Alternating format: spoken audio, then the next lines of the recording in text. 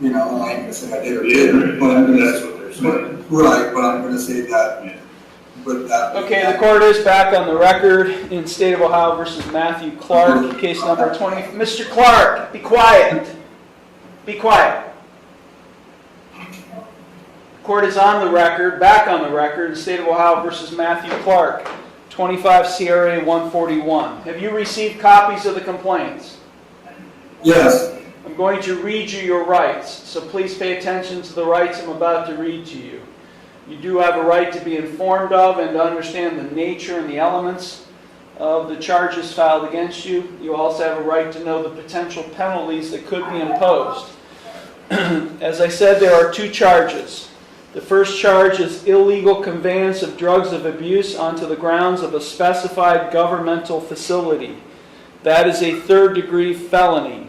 If convicted of this offense, you face a minimum 9 months up to a maximum 36 months in jail or prison and a maximum fine of $10,000. Also, if you do receive a prison sentence and are released from prison, you would be subject to post-release control for up to 3 years. Do you understand the maximum consequences you face on that charge? yeah, The second charge is tampering with evidence. It is also a third-degree felony. If convicted, again, you face a minimum 9 months up to a maximum 36 months in jail or prison, a maximum fine of $10,000, and a period of post-release control from prison of 3 years. Do you understand the maximum potential penalties you face on that charge? yes, You have a right to remain silent, not to say anything during this hearing that might incriminate yourself. Any statement you make could be used against you. You also have a right to a trial to the court. And because you are charged with an offense or offenses that carry a possible jail or prison sentence, you also have a right to a jury trial, provided that you timely file with the court a written demand for a jury trial. At trial, you have the right to confront and ask questions of any witness who would testify against you. You also have a right to use the court process to secure the attendance of any witness who you would want to testify on your behalf. At trial, you have the right to be proven guilty beyond a reasonable doubt and a right not to testify. You also have a right to have an attorney represent you in this case, and because you are charged with offenses that carry a possible jail or prison sentence, you do have a right to court-appointed counsel and to have a lawyer assigned to represent you only if you cannot afford one. If you do qualify for court-appointed counsel, there is a $25 application fee and a $100 cost reimbursement assessment that apply. You also have a right to a continuance of this initial appearance hearing in order to retain the services of your own attorney or to consult with your own lawyer at your own expense.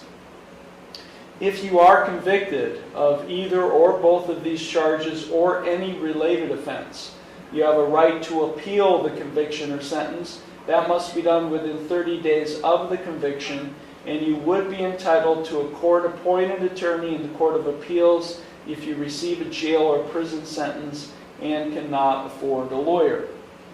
If you plead not guilty or enter no plea to either or both of these charges today, I will set this case for further proceedings after today, and I will set a bond. A bond is set by the court to ensure your appearance at all future proceedings, as well as to protect public safety. And today you have the right to a reasonable bond. If you are not a citizen of the United States, you're hereby advised that conviction of the offense to which you could be pleading guilty or no contest may have the consequences of deportation, exclusion from admission to the United States, or denial of naturalization pursuant to the laws of the United States. Mr. Clark, you are now appearing before Conneaut Municipal Court. This court is what we call a misdemeanor court. In Ohio, we have two levels of crimes. We have felony crimes, which are more serious, and misdemeanor crimes, which are less serious. This court can only dispose of the less serious misdemeanor criminal offenses. Felony crimes are handled and disposed of by the Ashtabula County Common Pleas Court, which is located there in Jefferson. Now, even though this court cannot dispose of felony charges can be filed in this court, which is what happened in your case. And when felony charges are filed in this court, that affords you, the defendant, one additional right, and that's a right to a preliminary hearing. At a preliminary hearing, the prosecutor is required to present evidence to establish by probable cause that you committed the felony offense. If this court, after that hearing, finds that you probably committed the felony offense, then I would bind the case over or transfer the case to the Ashtabula County Common Pleas Court for further proceedings. Which means, with respect to these charges, you cannot plead guilty to these charges in this court. You cannot plead no contest to these charges in this court because this court cannot dispose of felony charges. So your only two plea options are not guilty, which is a denial by you to the offense charged, or you can enter no plea. No pleas are usually reserved for those who do not understand the criminal justice process or lack sufficient mental capacity to be able to understand most of what I'm saying. So, Mr. Clark, did you understand all of the rights and the plea options I've just explained to you? You'll have to speak. Yes. Do you have any questions before we proceed? No. With respect to the charge of illegal conveyance of drugs of abuse onto the grounds of a specified governmental facility, a third-degree felony, how do you plead?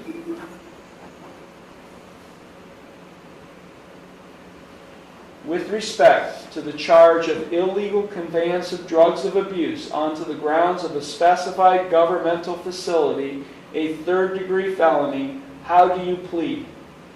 No plea. With respect to the charge of tampering with evidence, a third-degree felony, how do you plead? No plea. Okay, the court will enter no pleas to both charges. Are you asking the court to consider appointing an attorney to represent you? Yes. Well, I have an attorney. Who's your attorney? Tia Jackson. Okay, she's with the Public Defender's Office? Yes. She's currently representing you on another case? Yes. Which case is that? Aggravated possession. Is it in common police court or is it in another court? Ashtabula County Court. Okay. Is that case pending? Or are you facing a probation violation? I entered a plea deal for it, so I showed up to that and then got hit with this. Okay. So I will go ahead and appoint the Public Defender's Office to represent you in this case. Okay, the law director or the prosecutor submitted a written bond recommendation asking the bond be set in the amount of $25,000 cash surety 10%. The allegations are that on February 23rd, 2025, the defendant conveyed 0.17 gram of methamphetamine into the Conneaut City Jail and attempted to conceal it inside a metal fingerprint device. Are you currently being held on that case? Are you currently in jail, county jail on that case? That's pending? On which case? The common police court case. The aggravated possession case. No. Do you know why it's being held, officer? I would have to look it up. I can real quick if you I want. mean, we've got bench warrants for him here. I just wasn't sure if there were other bench warrants or if he's being held. Yeah, I'm good on that. Here, you are on your speed, won't let us. The warrant I had for 5 years. Okay, I do note that on May 15th of 2025, this court issued a warrant for Mr. Clark's arrest in this case because his whereabouts were unknown. And so I issued a warrant, and so he's got warrants, and not just this felony case, but the other two cases that we'll address here shortly. Bond is, I'll set this case for a preliminary hearing. Bond is set in the amount of $25,000, cash surety 10%. Defendant is ordered not to consume or possess alcohol or drugs. He is subject to random chemical testing by probation and law enforcement. Mr. Clark, are you currently receiving any treatment services for substance abuse or mental health issues? No. Okay, well, I'm not going to order it at this point. So we'll set bond in this case. Help me understand, Mr. Clark. On June 5th of 2025, you were supposed to be at a hearing on these other cases, what we call a review hearing, on the cases, traffic cases, where you pled guilty and were convicted and were supposed to pay fines and costs. So I set review hearing. I've got a signed receipt in the file showing that on March 4th, 2025, you were given notice to appear on June 5th, 2025 at 1:30 p.m. And for the third time in these cases, you failed to appear. So help me understand, why did you fail to appear on June 5th? Now, would that be to your court, sir? Or Yeah, my over here? court. Yes, my court. Why would he be talking about other courts? I'm talking about traffic cases in this court for a hearing that you failed to appear on June 5th. Help me understand why. I was back to work, or I slipped my mind, and honestly, housing situation hasn't been secure enough for me to have everything remembered, I guess we'll say. I got a lot of stuff going on, so once again, I apologize, but if you make another date, I will be to it. Plus my medical history, I've had appointments missed and went to, so it's kind of hectic right now. But been back to work, so slowly getting everything put back together. Okay, I'm going to, at least in these traffic cases, I'm going to lift the bench warrants and warrant blocks, and I will set these cases for a review hearing on the same date and time as the preliminary hearing in the felony case. Thank you. Okay. Anything further, Mr. Clark? Do you have any questions about anything? No. Okay. These matters are concluded then. Thank you. Thank you, officer. Thank you.